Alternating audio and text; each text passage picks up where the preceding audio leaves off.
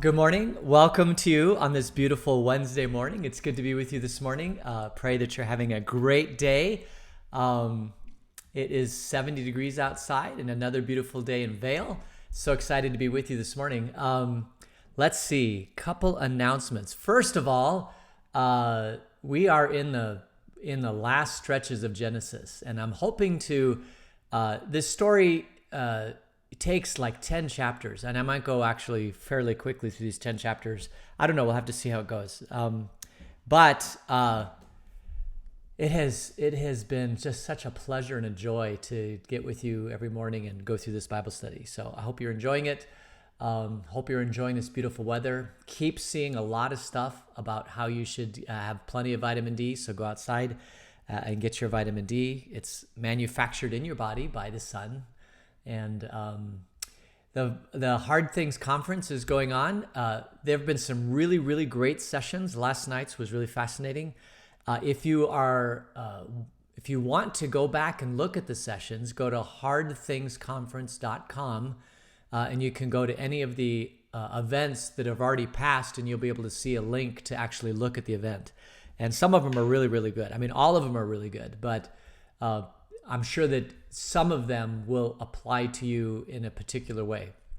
Not every conference speaker will have something that will be as meaningful as others, but I'm sure that one of them or two of them will speak to you very directly and the things you're going through in this amazing, crazy time of the pandemic. So go back and look if you haven't had a chance. Just spend some time and go and look at the conference. It's been really, really great. Of course, I have to brag on my wife. She presented last night on a topic that's very popular today. It's the personality profile called the Enneagram. Very, very worthwhile and interesting to go back and take a look at it. So if you get a chance and you didn't see it last night, highly recommend you go pick it up on rebroadcast. Birthdays today. We have one birthday today, and it's Cody Smith. I don't know if you know Cody Smith. He is probably 27 years old, I'm guessing. He is the son of Heike and Tony Smith, and just a wonderful young man. He's in the military and deployed or working somewhere. I think he's like in Kentucky or something like that. I can't remember. Alabama. I don't know. But he's working at, I believe, at an Air Force base somewhere, and I'm sure having a great day. So, Cody, wherever you are, so good to know you, and I hope you have a great, great day in the Lord. And may you have a wonderful birthday and many, many, many more. All right, so those are the birthdays. That's the Hard Things Conference.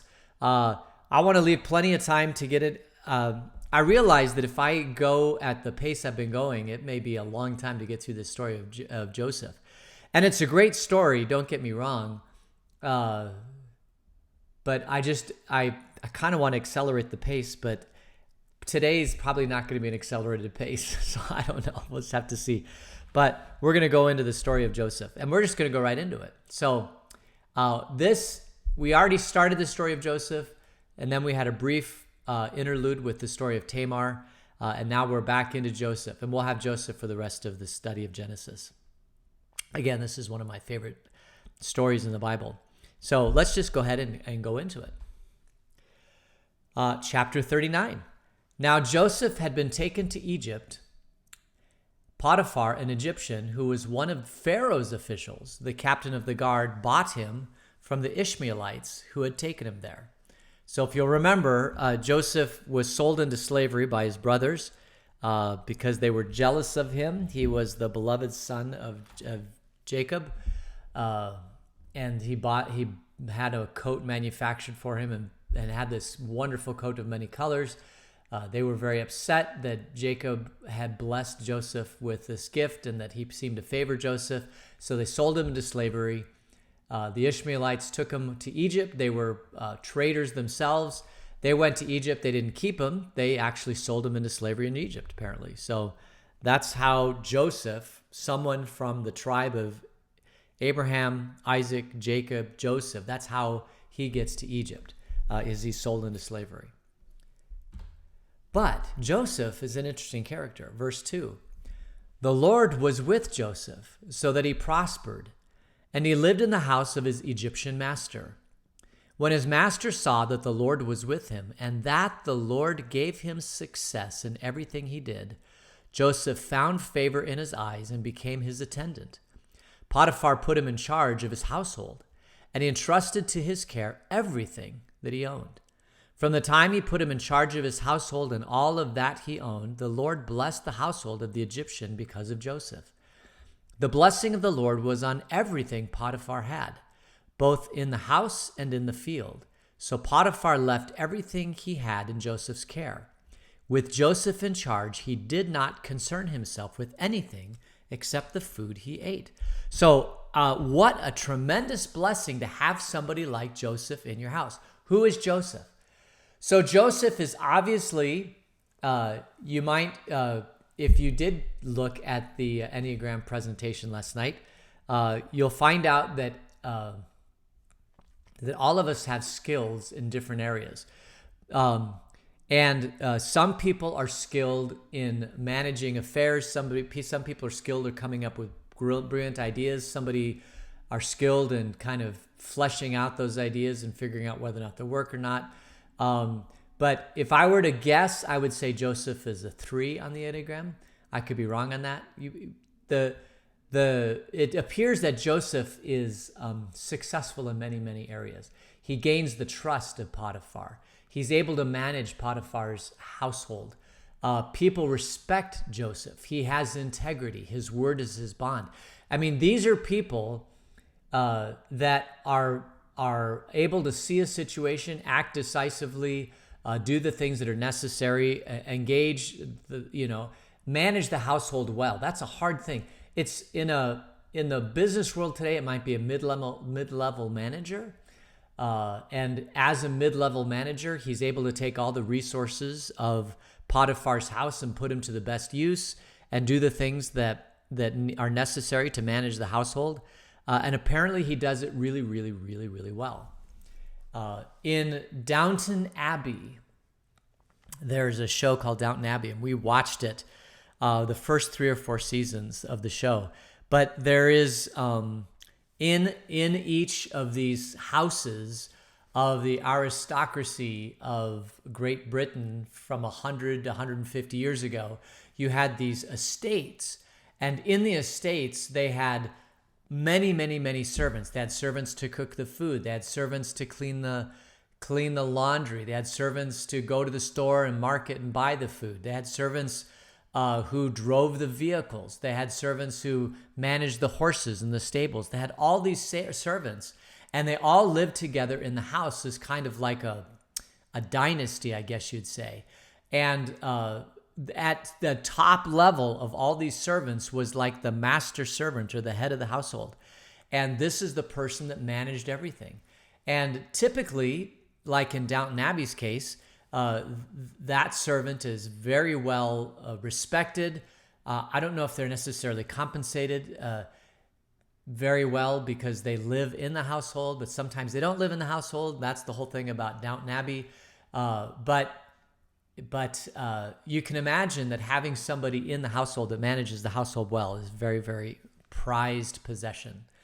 And Joseph prospered. Why did he prosper? Because God was with him, obviously.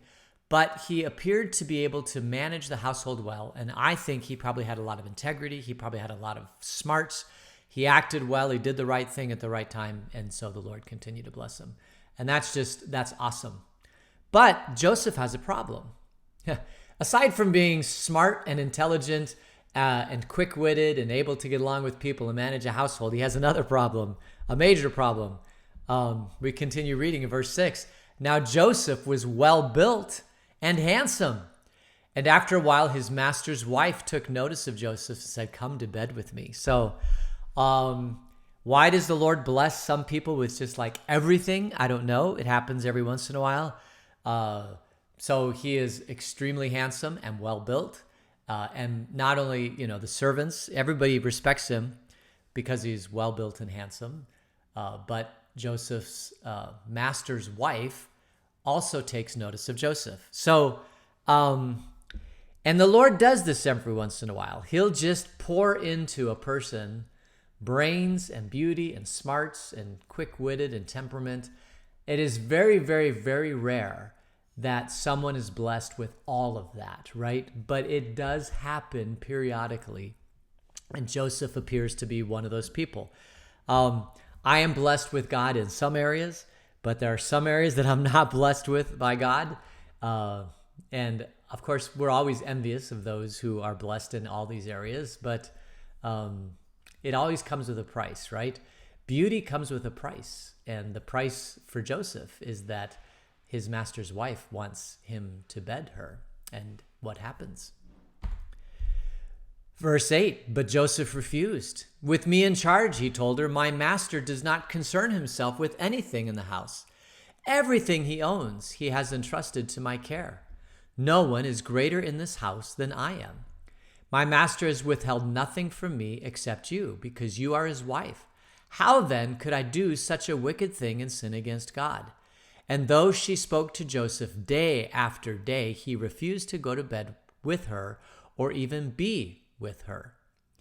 One day he went into the house to attend to his duties, and none of the household servants was inside. She caught him by the cloak and said, come to bed with me. But he left his cloak in her hand and he ran out of the house. So obviously Joseph is a man of integrity. He walks into the house. None of the other servants, she probably planned it that way. And she grabs him and says, come to bed with me. And she fully expects that he's going to do that. Why? Because he's a male, right? A red hot male. Why wouldn't he do this? But Joseph wants his life more than he wants Potiphar's wife. And so he denies this advance and he runs out of the house. So what happens? So verse 13, when she saw that he had left his cloak in her hand and had run out of the house, she called her household servants. Look, she said to them, this Hebrew has been brought to us to make sport of us. He came in here to sleep with me, but I screamed. And when he heard me scream for help, he left his cloak beside me and he ran out of the house. Now, at this point, of course, it's only Joseph's word against Potiphar's spouse's, Potiphar's wife's word. So who to believe? Who is Moses to believe? Who's this whole story to believe? At this point, we don't really know. It's just, the way the story is going on. But we'll continue reading on. Verse 16. She kept his cloak beside her until his master came home. And then she told him this story. That Hebrew slave you brought us came to me to make sport of me. But as soon as I screamed for help, he left his cloak beside me and he ran out of the house. And when his master heard the story, his wife told him, saying, this is how your slave treated me. He burned with anger.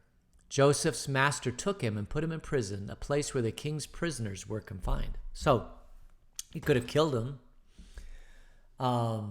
Maybe Potiphar half expected this. You don't know. Most men are blind, I suppose, to this type of behavior in their spouse. At least I would imagine you would be, because love is blind, right? You overlook things like that. Maybe he's not there enough to see this sort of thing. But probably the servants in the household see it. And Joseph obviously did the right thing. But instead of being killed by Potiphar, he's put into the prison. And why is he able to be put in the prison? Because he's the captain of the guard, right? He's in the house of the captain of the guard. So the captain of the guard's like, I don't want to kill Joseph. He's like amazing. He takes care of everything. All I have to do is come home and eat. I don't know if I believe this story. So I'm just going to put him in prison. And maybe I can just keep him in prison for a while until this whole thing blows over. I have no idea. So he puts him in prison. So let's continue reading verse 19. Verse 20. Yeah. Joseph's master took him and put him in prison, a place where the king's prisoners were confined. We'll continue reading at the end of that sentence. But while Joseph was there in prison, the Lord was with him. And he showed him kindness, and he granted him favor in the eyes of the prison warden. So the warden put Joseph in charge of all those held in the prison, and he was made responsible for all that was done there. The warden paid no attention to anything under Joseph's care, because the Lord was with Joseph and gave him success in whatever he did. Oops, I wasn't reading that. Yeah, so there it is. So this kind of reminds me of Shawshank Redemption. I don't know if you've seen that movie. came out about 15, 20 years ago. And it's a story of a guy who's put in prison for bank embezzlement. And he seems to be working for the mafia or something like that. And I don't know I can't remember the story, if he like took the fall for the mafia or he really is a bad guy. But somehow he's the fall guy and he goes into prison.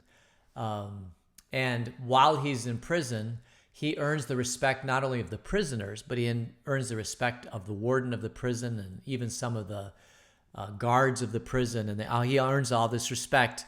Now, whether or not it's rightful respect or not, you'd have to see the movie to see. But it appears that Joseph, wherever he goes, God blesses him and gives him, not only handsomeness, but brains and wit and the ability to manage even prison, so that the prison warden puts Joseph in charge of things, which is just absolutely amazing. But when you see good talent, you use good talent. And the wardens see that this is good talent, and so they put Joseph to good use. And it's interesting that everybody in this world has talent. And everybody can be used at some level. Whoever you are, if you're listening today, God has blessed you with a talent. I guarantee it, because we're all blessed in ways that God has blessed us. We might be blessed with physical abilities. We might be blessed with emotional abilities. We might be blessed with intellectual abilities. But at some level, we're all blessed with something from God. And a good manager will be able to help you see where your gifts are and then help utilize those gifts in the most appropriate way. So, as you grow up, you're probably all older that are listening to this, but you've known good managers or good companies that kind of worked with you and saw where your skill set lied and then helped develop and groom those skill sets, whatever they are. And some people, we're all different. So those skill sets are all radically different. And in the business world, we tend to favor some skill sets over other skill sets. So for example, you might have a degree, or you might be, have an advanced degree, or you might be really, really good at working with your hands. Whatever those skill sets are, the business world tends to do two things. One is they do try to help, increase your skill set and make you more valuable to the company. But some companies are so large and so insular that they don't necessarily care about the employee and advancing their skill set and grooming them and helping them advance in their world and utilize their skill set best. And so, but the church is different, because in the church world, we in the church we see everybody as being blessed by God, whatever the skills or gifts that have been given. And so we are not constrained by how the society views you. We are constrained by how God, views you. And everybody has skill sets. Everybody can learn and grow and do things. And so in the church, which is radically different from the business world, you could have weird things like, somebody who's just really maybe comes from a difficult background, but you can groom this person to take on a huge leadership role, which would never happen in the business world because of their difficult background. Or you might even have somebody who is incredibly successful in the business world, but they come into the church world and all they want to do is just, do something with their hands or something, or, what we might call menial labor or something like that. And they do it because they don't have to earn money on it. They just do it because it brings them joy. That is the great thing about the church world, is that we're not constrained by trying to make a profit or, trying to utilize, people's background and skills and all that appropriate. We can wipe all that out and just treat everybody as a child of God, and use them wherever they would like to be used. And that's the awesome thing about the church world. That's one thing I've learned over the business world. And so even though Joseph is in prison, he's kind of in the same situation. He's being used to his best utilization. Somebody sees his gifts and puts him in charge, and he does a really, really great job. And so that, kudos to the Egyptian guard warden that was able to see those skills and in Joseph and utilize them. So, but the story goes on. So chapter 40. Sometimes later, the cupbearer and the baker of the king of Egypt offended their master, the king of Egypt. Pharaoh was angry with his two officials, the chief cupbearer and the chief baker, and put them in custody in the house of the captain of the guard, in the same prison where Joseph was confined. The captain of the guard assigned them to Joseph, and he attended them. After they had been in custody for some time, each of the two men, the cupbearer and the baker of the king of Egypt, who were being held in prison, had a dream the same night, and each dream had a meaning of its own. When Joseph came to them the next morning, he saw that they were dejected. So he asked Pharaoh's officials, who were in custody with him in his master's house, "Why do you look so sad today?" "We both had dreams," they answered, "but there is no one to interpret them." Then Joseph said to them, "Do not interpretations belong to God? Tell me your dreams." So not only is he handsome, not only smart, witty, a great leader, he also can interpret dreams. Because if we can't pile enough stuff into one person, let's just put some more stuff in there, all right? So the chief cupbearer told Joseph his dream, and he said to him, "In my dream I saw a vine in front of me, and on the vine were 3 branches. As soon as it budded, it blossomed, and its clusters ripened into grapes. Pharaoh's cup was in my hand, and I took the grapes, squeezed them into Pharaoh's cup, and put the cup in his hand." Now, that's the dream. Very interesting dream. But what happens? Well, Joseph tells him, "This is what it means," Joseph said to him. "The 3 branches are the 3 days. Within 3 days, Pharaoh's will lift up your head and restore you to your position, and you will put Pharaoh's cup in his hand, just as you used to do when you were his cupbearer. But when all goes well with you, remember me and show me kindness. Mention me to Pharaoh and get me out of this prison. I was forcibly carried off from the land of the Hebrews, and even here I have done nothing to deserve being put in a dungeon." Wow. So Joseph interprets the dream. He says, in 3 days, you're going to be restored to your position with Pharaoh. But when you get to that position, Joseph says, "Can you remember me?" And he tells him his story about how his brothers sold him into slavery, and he came into Potiphar's wife, probably told him how this whole thing went down with Potiphar. And the cupbearer probably was very appreciative of Joseph. And so he said, "Yeah, I'll remember this." But it goes on. Verse 16. When the chief baker saw that Joseph had given a favorable interpretation, he said to Joseph, "I too had a dream. On my head were 3 baskets of bread. In the top basket were all kinds of baked goods for Pharaoh, but the birds were eating them out of the basket on my head." "This is what it means," Joseph said. "The 3 baskets are 3 days. Within 3 days, Pharaoh will lift off your head and impale your body on a pole, and the birds will eat away your flesh." Now, the 3rd day was Pharaoh's birthday, and he gave a feast for all of his officials. And he lifted up the heads of the chief cupbearer and the chief baker in the presence of his officials. He restored the chief cupbearer to his position so that he once again put the cup into Pharaoh's hand. But he impaled the chief baker, just as Joseph had said to them in the interpretation. The chief cupbearer, however, did not remember Joseph. He forgot him. Oh my goodness. So, Joseph interprets the dream, and the dream comes true as Joseph predicted. The cupbearer is restored to Pharaoh. The baker is impaled on the pole. The cupbearer, of course, who had this great news restored to Pharaoh, he immediately goes to Pharaoh and says, "Hey, I knew this was going to happen because this guy in prison." Right? No, that doesn't happen.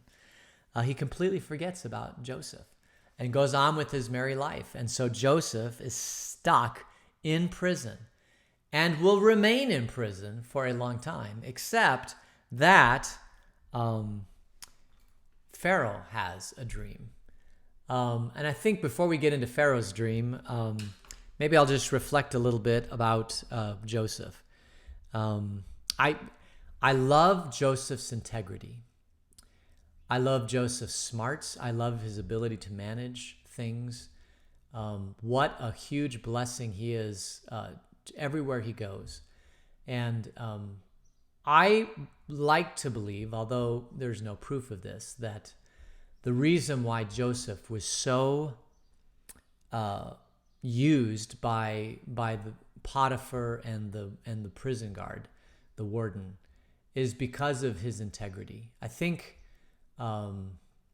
his ability to kind of overlook the fact that he's a prisoner and just do the best he can in the situation that he's in. I mean, and we're all prisoners of something. I mean, we're all prisoners. Like, I'm a prisoner because I haven't been blessed as Joseph has in some areas, right? And you're a prisoner because none of us are perfect. None of us can have all the blessings and all the gifts necessary for the management of life. We are all prisoners in some form because we live in a fallen world. And some of us are more prisoners than others. Some people might be prisoners because our health is declining, or some people might be prisoners because our mental acuity isn't what it once used to be, or some of us are prisoners because our financial situation isn't all that great. Some of us might be prisoners because of family situations that have plagued us our whole entire life. Some of us didn't grow up in great situations. All of us at some level are prisoners.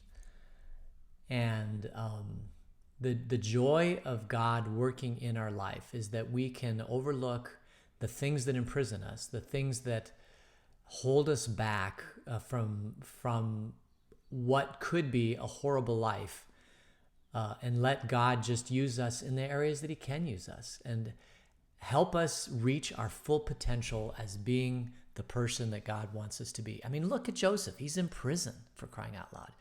You could, in some sense, Joseph has every right to sit in the corner in prison and just pout. I mean, he is in prison not because of anything he did wrong. He's in prison because of Potiphar's wife. He's in prison because of Potiphar. He's in prison because of his brothers. He's in prison because of his father giving him this multicolored coat. I mean, all of these things, none of these things are Joseph's fault. He just did what came naturally to him. He did all the right things, and he's still in prison. And that's a difficult place to be. But Joseph just overlooks it and says, you know what? I know I'm in prison, but I'm going to still do, to the best of my ability, anything I can to make the world a better place, to make this prison a better place. And, the Apostle Paul was that way too. When he was in prison, he could have been dejected and angry at God, angry at the world around him. But even when he was in prison, the Apostle Paul shared the gospel. He ministered to prison guards. He ministered to other prisoners. And like I said, all of us at some level are imprisoned because of the world is not perfect. It is a fallen world, and sin has encompassed this world. And whenever there's sin around, at some level in each of us, there is some level of prison, being in prison. And so my call to you is to say, you know what? Even though you're in prison, God's still with you, and he loves you, and he cares about you, and his joy is with you. And just let God use you to the best of your ability in the situation you're in, because he hasn't forgotten you, and he still loves you, and you're in the kingdom. And that's a great place to be. So I think that's a great place to end today, and then we'll get into Pharaoh's dream. So join me in prayer. Dear God, thanks for the blessings of this day. Help us to be your hands and feet in the world around us, like Joseph. In Jesus' name we pray. Amen. All right. So again, thanks for joining me today. I'm looking forward to tonight. The youth are gathering together outside to be socially distanced and aware and all that sort of thing. But I think we're going to have a dunk tank for this opening thing with all the youth and the early childhood. I think maybe even might get some school parents there. And yours truly is going to be sitting in the dunk tank tonight. So I hope it's not really, really, really cold water, because if it's really cold water and I get out and it's windy, it's very, very cold. I love it, but it can have taxing on my body. But I'm taking a wetsuit. I've done that in the past if it's really, really cold, like in March when I've done it before. We'll have to see how cold it is.